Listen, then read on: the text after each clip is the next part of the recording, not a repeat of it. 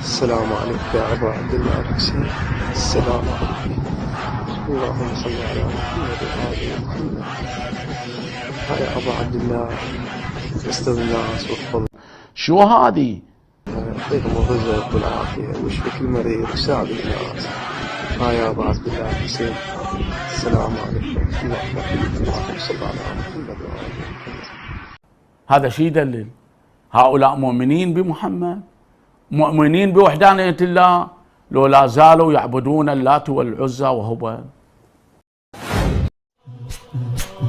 سلم لمن سالمكم يا سادتي.